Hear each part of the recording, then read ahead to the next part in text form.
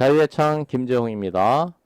범죄적 판결문을 분석해보는 순서, 네, 10번째가 되겠습니다. 10번째 순서, 범죄적 판결문 분석 시리즈 10, 네, 10번째가 되겠습니다.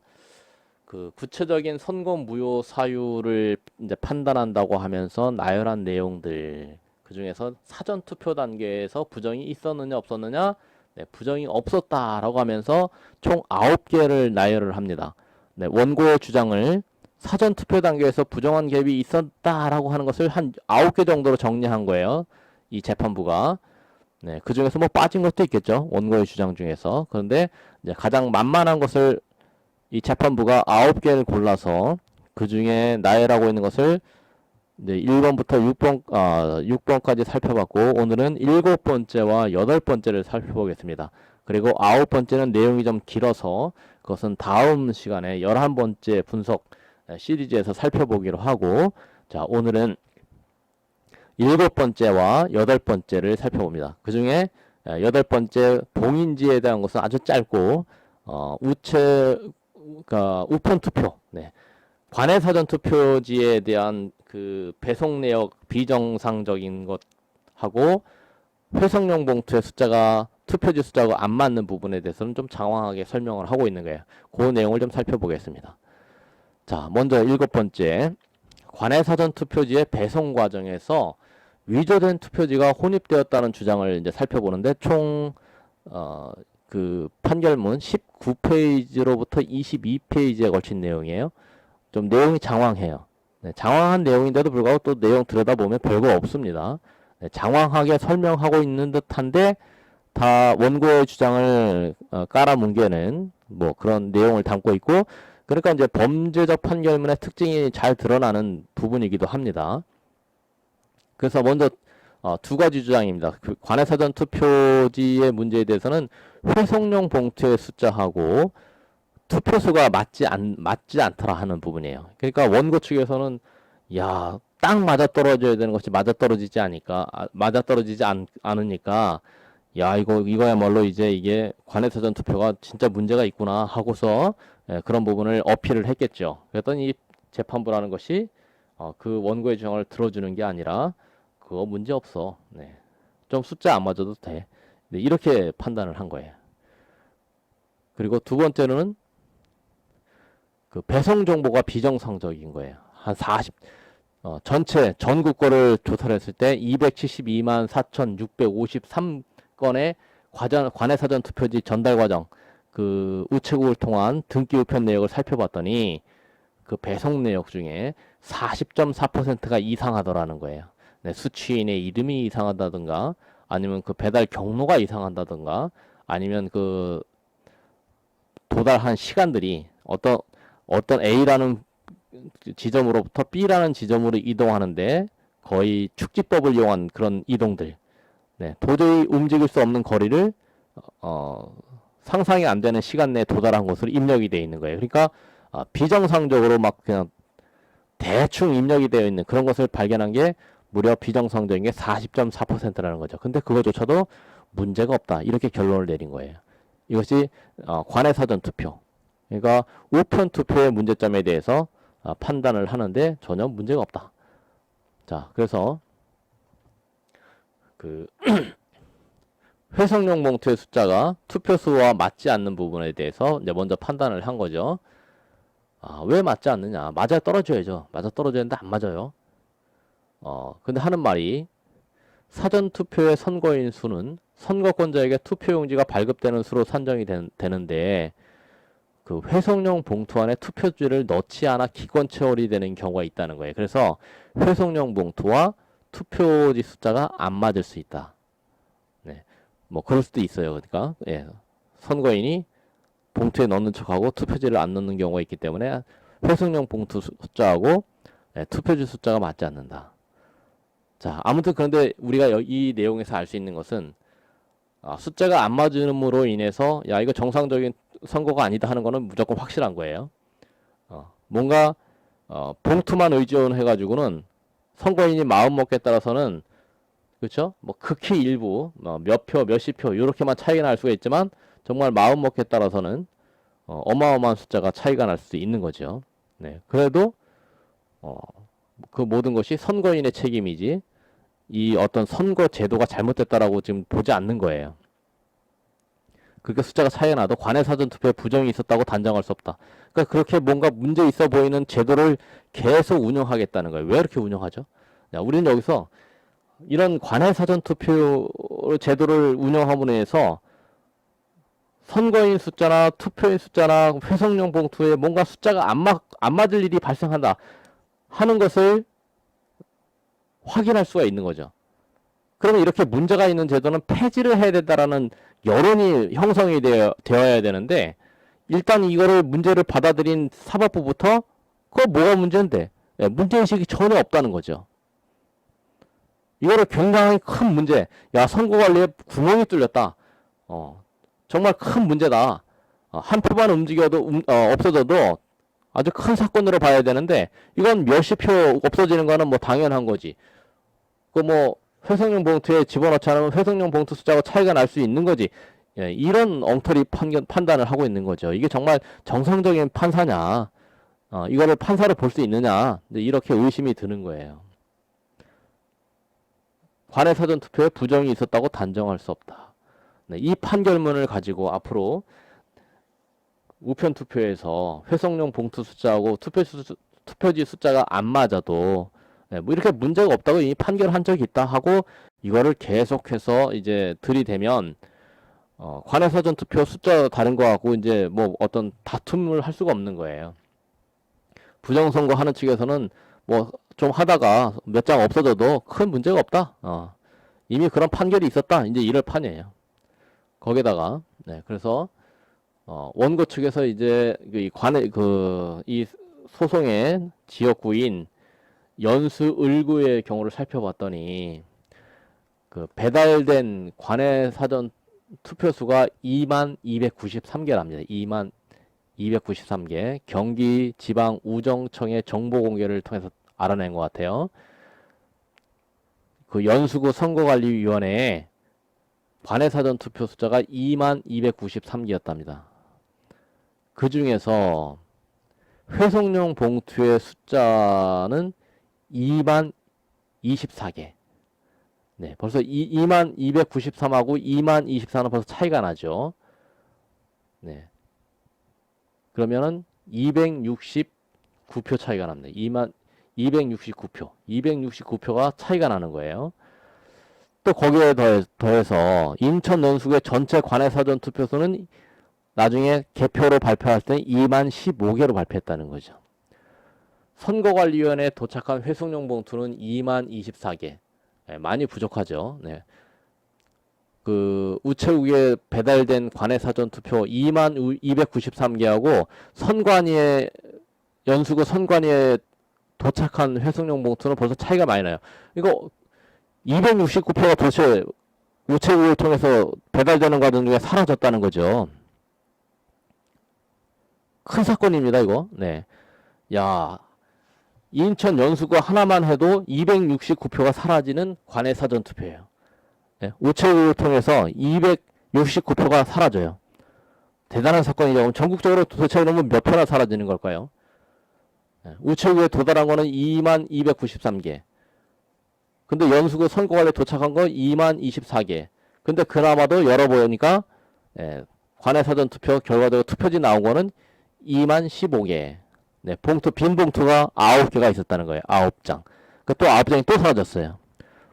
네, 도착한 그 정상적인 그 연수구에 도달한 그 회성용 봉투를 열어봤더니 또 9장이 없어요. 그러니까 이 관내 사전 투표 방식, 뭔가 그 회성용 봉투에다가 투표지를 집어넣는 방식은 투표지가 사라질 수 있는 선거 제도인 거예요. 이것만은 분명해요. 그러면 이런 제도를 운영을 못하게 하게끔 이제 어떤 판단을 해줘야 되는데 이 범죄적 판결문을 쓰고 있는 재판부는 이게 문제가 없다는 거예요. 좀 숫자가 차이가 날 수 있지. 뭘 그걸 가지고 문제를 삼냐? 이런 식이에요. 그 한다는 말이 그 2293개는 경기지방우정청은 단순히 선거관리위원회에 배달된 통수가 2293개라고 답변하였다. 그러니까 우체국에서는 연수구 선거관리위원회에 2293개 갖다 줬다. 이렇게 기록이 되어 있는 거예요. 근데 선관위는 받은 게, 연수구 선관위는 2024개 받았다고 주장하는 거예요. 그 269표가 차이가 나는 거예요. 그 269표 차이가 왜 나냐라고 충분히 이 판결문에서 설명이 되어야 하는데 그 설명이 없어요. 네. 그래서 2293개라고 볼만한 증거가 없다. 그러니까 경기지방우정청에서 그 2293개 갖다 줬다고 증명 못했다라고 하는 거예요. 2293개는 증명이 안 된다. 그냥 경기지방우정청의 주장일 뿐이라는 거예요. 답변일 뿐이라는 거예요. 아니, 우체국을 믿으라고 하면서요. 우체국을 믿어야 된다는데, 우체국을 어떻게 못 믿냐고 하면서, 또 여기서는 경기지방우정청의 2293개라는 말은 못 믿겠다라는 거예요. 그냥 그렇게 답변하였을 뿐이지, 증거가 없다는 거예요. 증거가. 2293개라고 볼 만한 증거가 없다. 아니, 우체국을 믿고 관외사전투표 제도를 운영하면서 그 우체국에서 2293개라고 하는 것을 주장을 못 믿겠다고 하면 그럼 이제 우체국은 어떻게 믿냐는 거예요. 이게 굉장히 중요한 어떻게 보면 부분이에요. 여태까지 관외사전투표를 운영하면서 우체국을 믿고 하는 거다. 우체국이 하는 말을 어떻게 못 믿냐 이러더니 우체국에서 2293개 관외사전투표라고 했는데 그걸 못 믿겠다라고 하는 거예요. 이 판결은 재밌죠. 네, 아주 재밌는 부분이에요. 달리 그 2293개 관외사전투표 그 경기지방우정청의 그 답변일 뿐이야. 근데 증거가 없어. 못 믿어 그거. 그래서 결국에는 선관위에서 받았다고 하는 2024개로 됐고 그나마도 그 2024개가 빈 봉투가 9장이어서 개표를 해보니까 개표 결과는 그래서 선관위에서 2015개라고 발표했다. 자, 이 숫자의 변화들을 보면서 이게 단순히 연수을의 문제겠냐. 다른 지역도 딱 까보면 이렇게 문제가 있었다는 거죠. 우리는 이런 거를 국민들은 모르고 있었던 거예요. 그나마 이 판결문을 통해서 또 원고와 피고 간에 이제 막 그 자료를 주고받으면서 야, 관외사전 투표는 이렇게 차이가 있구나. 딱 맞아떨어지는 게 아니었구나 하는 것을 알게 된 거예요. 우체국에서는 2293개 갖다 줬다고 그렇게 답변이 있었는데 정작 선관위가 나중에 받았다는 건 2024개고 또 그 중앙선관위가 발표한 개표 숫자는 2015개가 된 거예요. 뚝뚝뚝 떨어지는 거예요. 그러면 뭐예요? 2293이 2015가 된. 그래서 이제 이거 278표가 차이가 나는 이 상황. 연수을이라는 그 작은 전체 선거구 중에서 단 한 개의 선거구에서만 그 관외사전 투표는 278표가 차이가 나는 거예요. 그것을 곱하기 100을 하게 되면 그렇죠? 2780표가 되는 거고 만약에 200개를 하게 되면 뭐 5400표가 훨씬 넘어가고 네. 이 관외사전 투표라는 제도는 투표지가 사라질 수 있는 그런 제도예요. 단 한 장만 없어져도 문제인데 뭐 수천 표가 없어져도 네, 문제가 안 된다고 하는 이제 그런 제도를 운영하고 있는 거예요. 이런 이상한 이 관외사전 투표 제도를 왜 운영을 하는지 우리는 국민들은 여기서 이제 의문을 가져야 돼요. 그리고 이것을 바꿔야 됩니다. 이 판결문을 통해서 우리가 이것이 문제없다. 뭐 문제가 될 만한 볼만한 그 증거가 없다. 선거 무효 사유의 존재에 관한 객관적인 근거가 되게 부족하다. 이렇게 이 범죄적 판결문을 쓰고 있는 재판부는 이렇게 썼지만 우리 국민들은 이 관외사전 투표가 도대체가 숫자가 안 맞네. 회성용 봉투하고 개표 숫자가 안 맞네. 몇백 표씩 그냥 사라지는 선거 제도네 하는 것을 우리가 알 수가 있는 거죠. 거기에 더해서 자 이번에는 배송 정보가 비정상적이라는 거예요. 그 우체국에서 배송 경로를 입력을 했는데 그 비정상적이라는 부분을 제대로 또 이 판결문은 설명이 안 돼 있어요. 예, 원고는 자세하게 설명을 했을 거예요. 그 내용에 대해서. 그런데 싹 삭제시킨 거예요. 딜리트 한 거예요. 깨끗하게 비웠어요. 그래서 도대체 뭘 갖고 비정상적이라고 주장했는지 원고의 주장이 먼저 정리가 안 돼 있어요. 그냥 배송 정보가 비정상적 이 한마디만 알 수 있어요. 그럼 배송 정보가 어떻게 비정상적이었는지 저는 간접적으로 이렇게 입수한 정보에 의하면 그 수령인들이 이름이 정상적이지 않아요. 그렇죠? 네, 그런 거는 계속해서 유튜브를 통해서 제가 봤어요. 뭐 깨씨가 나오고 우리 대한민국의 정상적인 이름이라고 볼 수 없는 수령인들이 막 나오고 그다음에 배송 경로가 A라는 지점으로부터 B라는 지점으로 움직일 때 거리가 있어요. 물리적인 거리. 네? 몇십 킬로, 몇백 킬로의 거리가 있어요. 그 거리를 움직이는 데는 최소한 시간이 얼마나 걸린다라는 게 있단 말이에요. 그런데 그 시간의 정보가 안 맞는 거죠. 네, 축지법을 사용한 것도 아니고 네, 홍길동도 아니고 네, 몇 분 만에 움직인 걸로 입력이 되어 있다. 그럼 그 배송 정보의 입력은 네, 잘못된 정보고 그렇게 잘못된 정보 때문에 정확한 투표지의 이동 경로가 확인이 안 되는 거잖아요. 그럼 도대체 이거는 이 배송 정보가 정확하지 않은 이 투표지를 정상 투표지로 인정할 수 있는 거냐. 아주 심각한 문제가 된 거예요. 근데 그 심각한 문제를 이 재판부, 이 판결문은 설명을 안 해요. 네. 근데 그냥 그렇게 비정상적이어도 그에 대해서 충분한 설명이 없다. 그래서 관외 사전 투표 조작이 있었다고 보기 어렵다. 자기 그냥 판단만 그냥 담고 있는 거예요. 장황하게 설명하고 있는 것 같지만 그 비정상적이라는 그 내용을 담지 않아요. 이 판결문에다가. 그리고 오히려 그냥 이 범죄적 판결문을 쓰고 있는 판사가 조작이 있었다고 보기 어려워 이러면 끝인 거예요. 네, 이런 거로 인해서 이제 관외 사전 투표가 문제가 있다라고 우리가 이제 국민들이 다른 선거에서 이후에 앞으로 오는 선거에서 문제가 있다고 싸워봤자 네, 이 판결문을 들이대면서 숫자 좀 달라도 상관없고 배송 정보가 틀려도 상관없고 네. 도저히 뭐 이제 부정선거를 갖고 다툴 수가 없는 그런 판결문을 만들어 놨어요, 지금. 그러니까 이 판결문에 대해서 우리가 이걸 읽어보지도 않고 국민들이 관심도 없게 되면 이 판결문이 굳어져요. 네. 이 판결문대로 앞으로 부정선거를 다퉈야 돼요. 끔찍한 세상입니다. 아주 끔찍한 세상이에요, 이거는. 이거 우리 국민들이 아무리 이 선거제도 내가 가볍게 생각해 왔다고 해도 내 한 표 뭐 행사하고 안 하고가 별로 그렇게 어떤 영향을 주는지 알지 못해서 그 주권이라는 소중한 권리를 그냥 내다 버리듯이 그렇게 대우를 하는 바람에 이제 이것이 이제 정말 나중에는 이 주권 때문에 대한민국이 체제가 바뀌고 또 그 선거인 우리 국민들의 그 주권자의 이제 생명을 위협해 들어올 수도 있는 부분이거든요.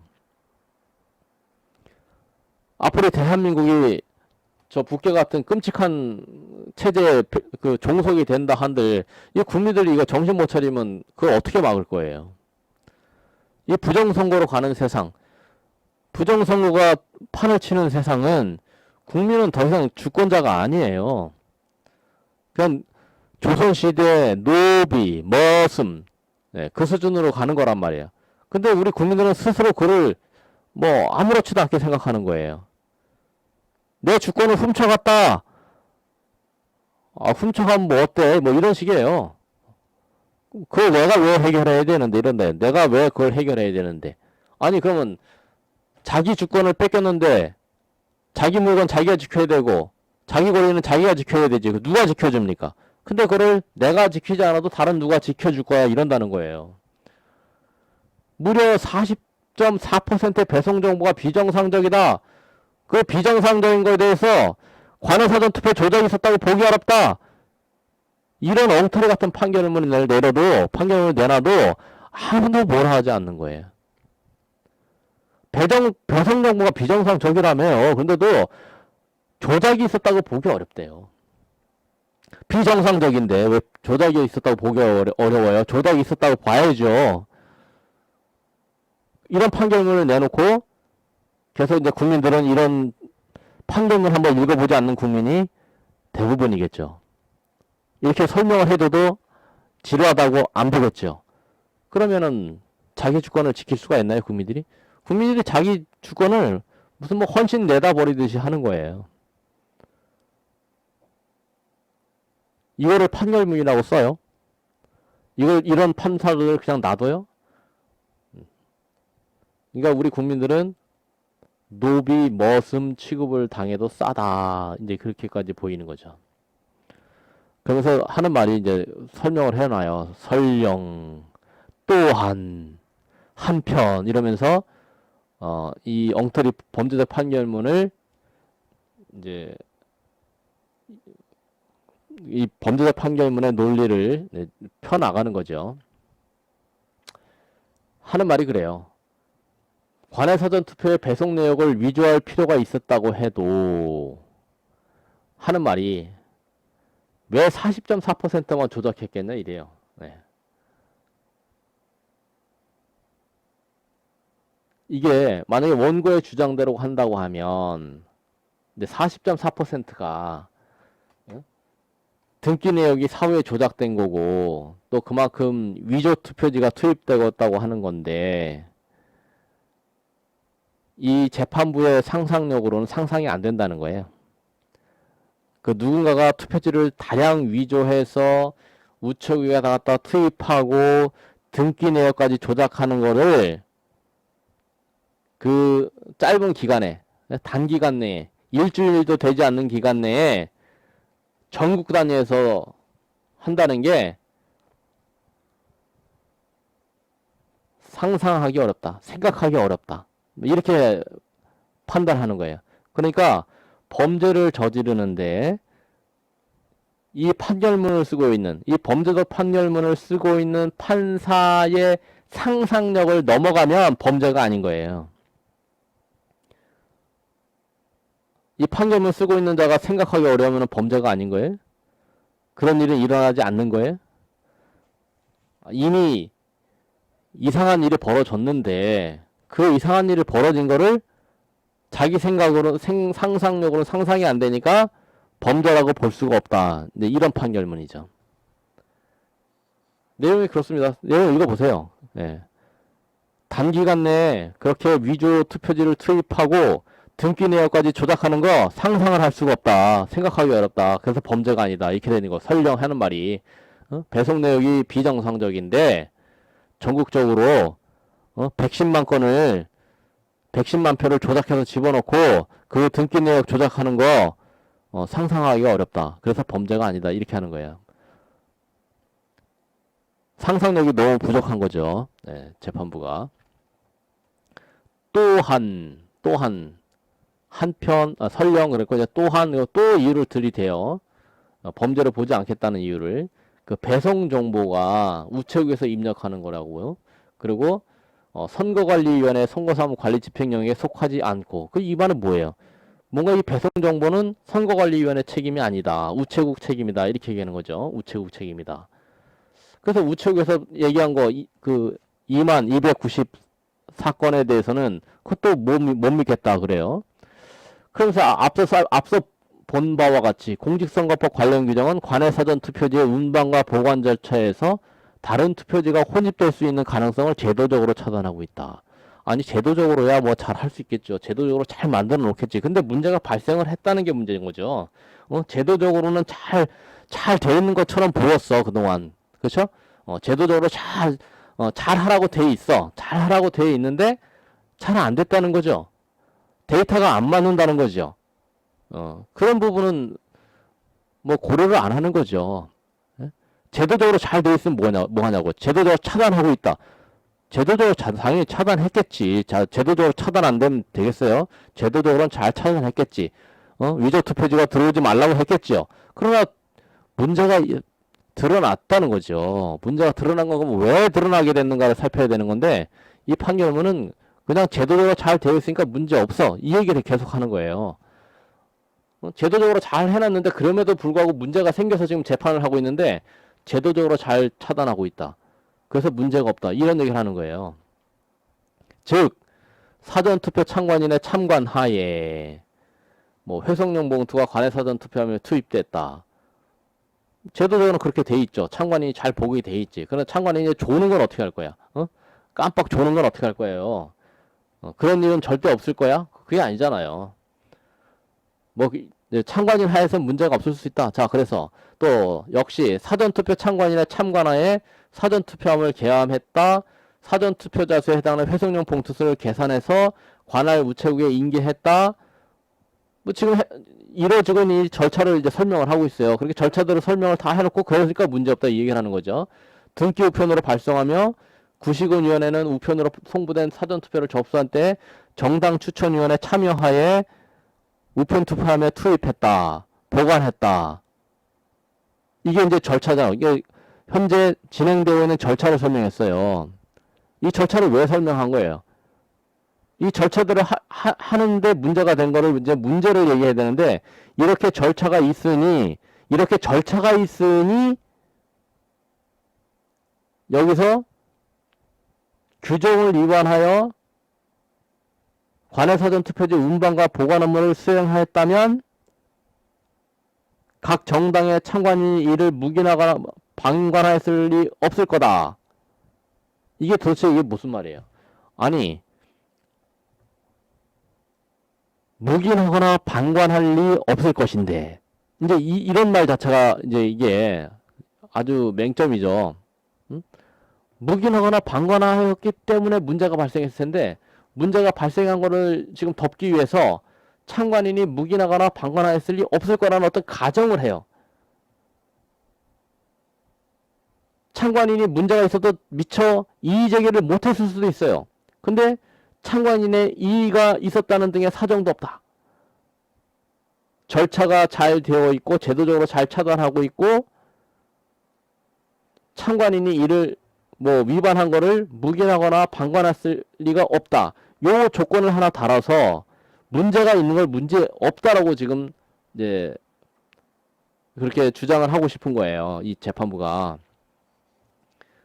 그러니까 정당의 참관인이 이의 제기하는 게 너무너무나 중요하다는 거죠. 그러니까 문제가 발생했을 때 오로지 참관인에게 의존하는 거예요. 참관인의 의의가 있었느냐 없었느냐에 따라서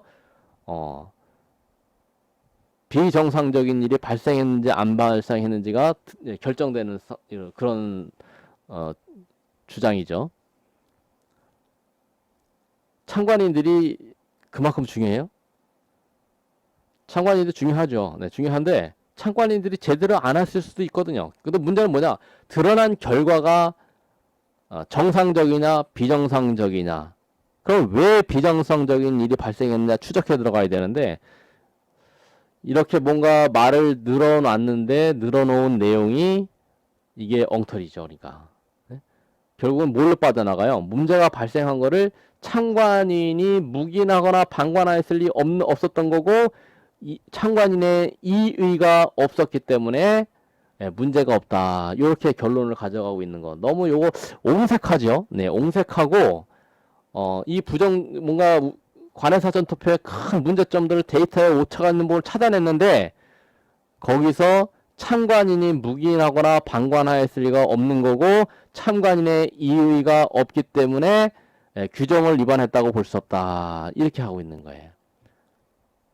그러면서 현재 제도상 운영되고 있는 제도 자체를 나열을 했는데 그 나열되는 대로 잘 한 것 같은 그런 우편투표 결과가 왜 배송 내역은 비정상적이며 또 그 우체국에서 접수했다는 숫자는 왜 선관위가 접수했다는 숫자가 왜 차이가 나며 그 숫자가 왜 이렇게 많으냐? 네, 설명이 안 되는 거예요. 그 문제가 있었음에도 불구하고 결국에는 참관인이 그거를 규정 위반에 대해서 묵인하거나 방관하였을 리가 없다. 참관인의 이의가 없었으면 문제가 없는 거다. 요렇게 빠져나가는 거예요. 자, 이런 판결문을 가지고 이제 앞으로도 부정선거의 시비들을 이제 잠재우려고 할 텐데 참 깝깝합니다. 또 한편 하나 또 나와요. 또 한편. 이제 이거는 다른 내용인데요. 이제 그 배송 내역의 뭐 비정상적인 게 아니고 요거는 한편하고 이제 또 다른 항목인데 이거를 갖다가 이제 갖다 붙인 거예요. 뭐냐 하면 그 사전 선거를 하는데 관내 사전과 관외 사전을 구분하는데 그 연수구에서도 갑과 을을 이제 관내와 관외가 같은 연수구라고 해도 이제 관할이 다른 거예요. 그러니까 우체국을 거쳐 와야만 되는 것은 갑선거구와 을선거구, 그러니까 을선거구 이제 여기 그 문제가 됐던 선거구 을선거구 주민이 아닌 갑선거구의 선거인은 같은 연수구임에도 불구하고 네, 우체국을 통해서 그 선거관리위원회로 들어온다는 거예요. 네? 연수구 갑이나 연수구 을이나 다 연수구 선거관리위원회 관할이에요. 그런데 연수구 을에 와서 연수구 갑 선거인이 투표를 하게 되면 관외 사전 투표라고 그래서 그게 우체국을 통해서 네, 돌아 같은 연수구라고 하면은 지역적으로 가깝잖아요. 그냥 같은 동네잖아요. 근데 그 연수구에서 굳이 을선거구에 가서 자기 관내 사전 투표를 해야 될 사람이 굳이 갑이라는 데 가가지고 네, 관내 사전 투표가 된다는 거. 그거 좀 이례적이다. 수긍하기 어렵다. 이런 얘기를 했더니 예, 이거는 뭐 이런 문제점에 대해서는 아주 그냥 단칼에 수긍하기 어렵다. 이례적이라는 원고의 주장은 그 자체로도 수긍하기 어렵다. 그냥 단 한마디로 네, 묵살을 해버리는 거고. 또 원고가 지적하고 있는 것 중에 왜 당일 발송이 안 됐느냐. 관내 사전 투표 그 이제 옹진군 자월면의 경우에 옹진군 자월면에서 관내 사전 투표를 했는데 연수구로 오는 투표가 4월 10일 날 발송이 안 되고 4월 11일이 사전 선거일이었는데 4월 11일 날 발송이 안 되고 4월 12일 날 발송된 거 그거 문제가 있다. 그랬더니 뭐 배편이 없어서 보냈다 이거예요. 근데 이것도 또 마찬가지. 이것도 이렇게 배편을 통해서 또 그 선거 다음 날 어디선가 투표지가 하룻밤을 묵고 다음 날 발송되고 이런 우편 투표 제도는 없애야 마땅하죠. 네, 웬만하면 네, 그 투표하는 곳으로 가서 당일날 투표하도록 하는 그런 선거제도를 운영해야지. 다음날 발송되고 막 이런 것들이 복잡합니다. 그러니까 왜 이렇게 복잡한 제도를 운영하냐? 좀 단순화시키자 하는 그런 차원에서 이제 이 소송의 사무가 이렇게 지적이 됐다. 그렇게 보면 될 것 같아요. 이 판결문의 내용만 보더라도 우편 투표는 너무 복잡합니다. 막 숫자가 막 다릅니다. 문제가 발생합니다. 근데 그 문제가 발생하고 복잡한 거를 계속 왜 유지하려고 하느냐. 네, 의문이 아닐 수 없어요. 그러면서 결론을 내죠. 결론을 내는 것이 그 관내 사전 투표 배송 과정에서 대규모의 조직적인 부정이 있었다는 원고의 주장은 그 자체로도 단순한 의혹 제기 수준을 벗어나 객관적 증거를 갖춘 것이라고 보기 어렵다. 그런데 이게 네, 증거가 없다. 근데 증거는 분명히 그 배송 내역이 40%가 전체의 40%가 배송 내역이 틀린 게 증거가 되는 거지요. 네. 더구나 그 회성용 봉투 숫자하고 그 개표 결과 숫자가 맞지 않는 거, 그게 증거지요. 네, 객관적 근거죠. 근데 그거를 객관적 근거를 갖춘 것이라고 보기 어렵다.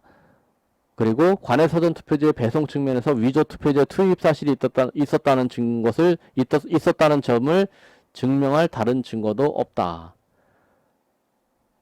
그 배송 내역 틀린 것만 갖고도 충분할 것 같은데 말이죠. 오히려 원고가 주장하는 비정상적인 배송 내역은 우체국에서 짧은 시간 내에 다량의 회송용 봉투를 등기 우편으로 처리하면서 발송 또는 도착 상황의 입력을 뒤늦게 하는 등의 과정에서 발생한 것으로 볼 수 있다. 그러니까 비정상적인 배송 내역인 것은 확실히 인정을 해요. 예, 배송 내역이 비정상적이다. 그리고 그게 왜 발생했다? 뭐 짧은 시간 내에 다양의 회송용 봉투를 등기 우편으로 처리하기 때문에 발송 또는 도착 상황의 입력을 뒤늦게 한다 하는 등의 과정에서 발생한다. 그러니까 우편 투표는 우체국에서 정상적인 업무를 전제로 하는 건데 그게 정상적으로 안 된다는 거예요. 네? 정상적으로 할 능력도 없어요. 그러면서 그런 제도를 왜 운영하냐 하는 부분을 우리는 다시 한번 지적하지 않을 수 없어요. 정상적인 처리도 못해요. 그러니까 네. 우체국이 뭐 정상적인 뭐 제도적으로 잘 무슨 부정이 발생할 것을 차단하고 있다라고 주장하면서도 나중에 가보면은 우체국에서 처리가 안 된다는 얘기를 하는 거예요. 네? 너무 짧대. 시간이 처리할 수 있는 시간이 너무 짧아서 정상적인 처리를 할 수 없다. 비정상적인 배송 내역을 가질 수밖에 없다. 그렇게 이렇게 쓰고 있어요. 그래놓고도 원고의 주장도 이유 없다. 원고에 그 문제가 있다는 원고의 주장이 이유 없다. 그러니까 문제가 있는데 문제가 없다. 이렇게 하는 논리예요, 이게요. 문제가 있는데 문제는 없다. 그래서 이게 바로 엉터리 판결문이고 비정상적인 판결문이고 범죄적 판결문이라고 하는 거예요. 무조건 그냥 원고의 주장은 이유 없어요. 네.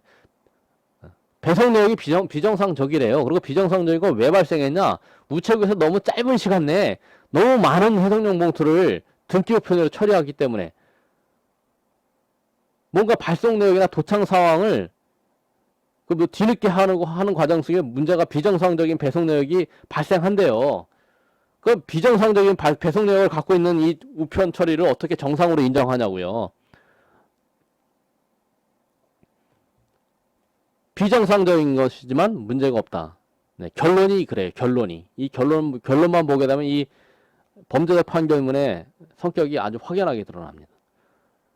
배송 내역이 비정상적인데 그리고 그 발생한 원인은 너무 우체국에서 짧은 시간 내에 처리할 수 없는 내용을 처리했다는 거예요. 그러는 과정 중에 발송 또는 도착 상황의 입력을 뒤늦게 했고 그러는 과정 중에서 문제가 발생했다는 거예요. 과정에서 발생을 했대. 과정에서 뭐가 발생했어요? 비정상적인 배송 내역이 발생했어요. 그런데 문제는 없대요. 문제가 있는 거지요. 자, 이제 그 다음에는 투표한 봉인지에 관한 주장을 살펴보겠대요. 네, 투표한 봉인지. 자, 이거는 한마디로 아주 줄여버렸는데 이 봉인지가 정말 할 말이 많은 부분이죠.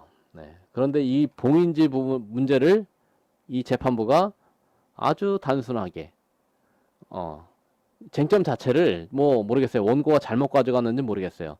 잔류형 특수 봉인지이기 때문에 문제다. 그 봉인의 연속성이 파괴될 수 있으니까 잔류형이라는 그 형태만 갖고 문제를 삼은 건지 아니면 각 개표장에서 목격되고 있는 그 서명이 위조된 것으로 보이는 그런 훼손된 봉인지를 문제 삼은 건지는 모르겠어요. 근데 이 재판부는 간단하게 이 봉인지의 형태가 비잔류형이기 때문에 문제다. 근데 비잔류형이어도 괜찮다. 뭐 이렇게 딱 줄여서 압축해서 의견을 내놓고 있는 거예요. 원고는 투표함의 봉인에 비잔류형 특수 봉인지를 사용하여 봉인의 연속성이 파괴될 수 있다는 취지의 주장도 한다. 그러니까 요게 요 내용이 원고의 전부인지는 모르겠어요. 원고 주장의 전부인지는 모르겠다 이거예요. 원고는 아래 증거인멸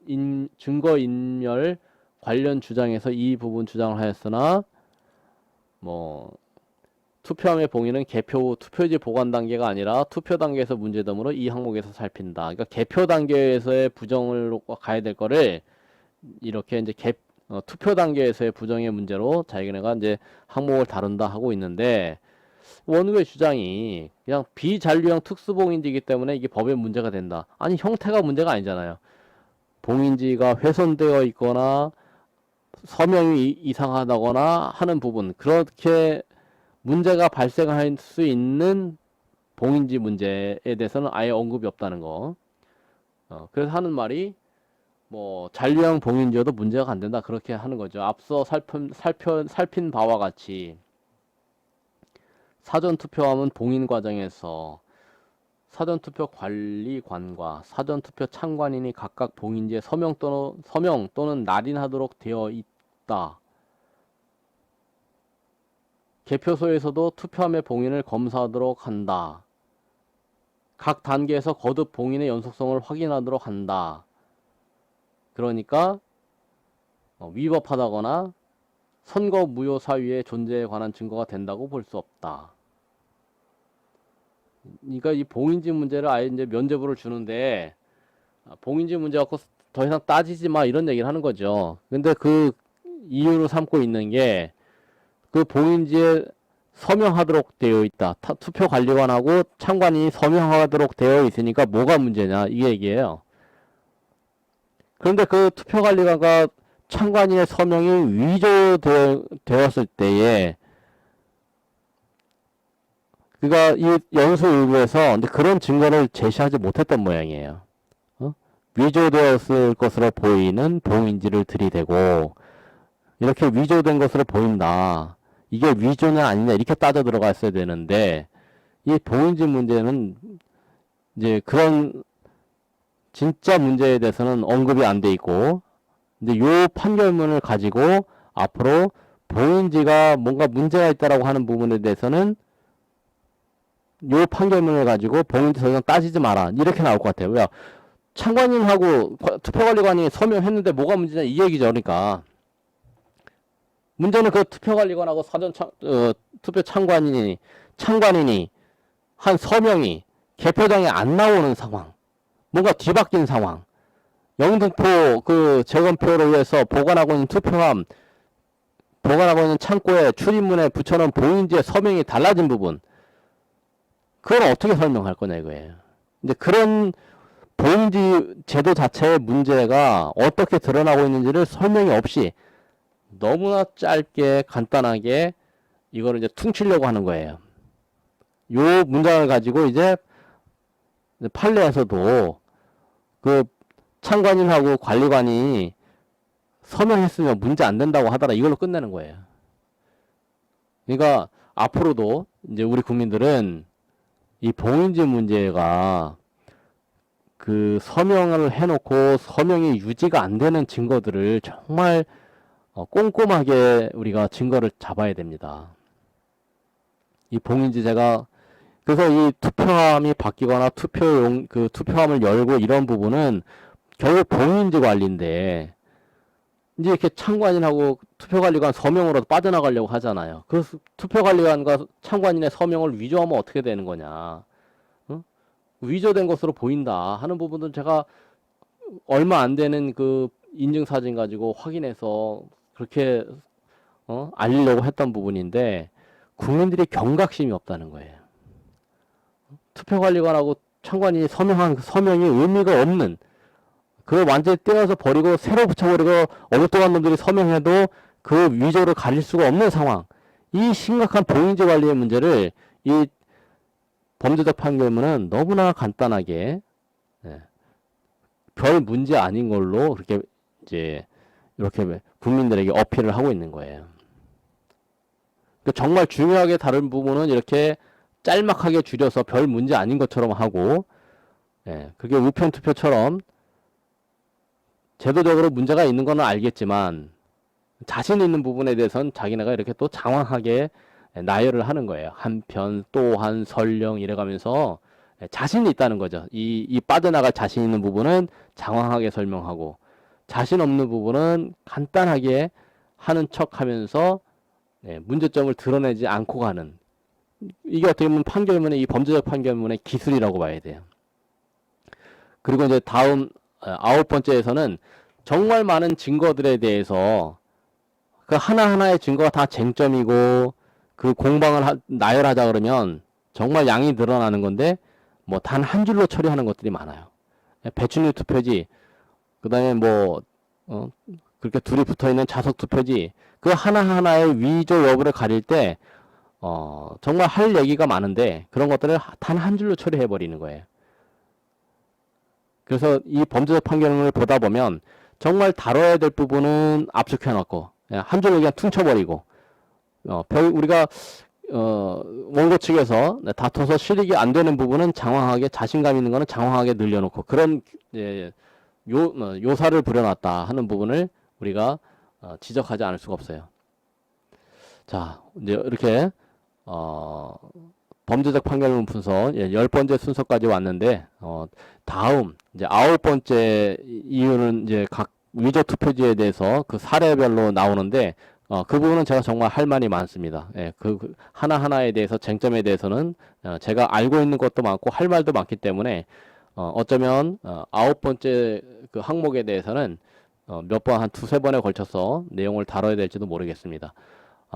아무튼 이 지루한 분석에 대해서 어떻게 보면 내용을 알게 되면 지루하진 않습니다. 지루하진 않은데 아예 관심 없는 분들한테는 뭐 이런 내용들을 들여다보는 자체가 너무 거리가 있고 뭐 개인적으로 그렇게 의미가 없을 수도 있는데 이게 이제 앞으로 대한민국의 운명을 쥐고 있는 일이라고 본다면 이 부정선거 문제를 해결하는 데 있어서 이 범죄적 판결문의 위력을 알고 있다고 하면 굉장히 흥미있는 내용이고 아마도 제가 언급하고 있는 것들이 너무나 간단해서 좀 더 심오한 정말 면밀한 그 분석을 필요하는 분도 있을 거예요.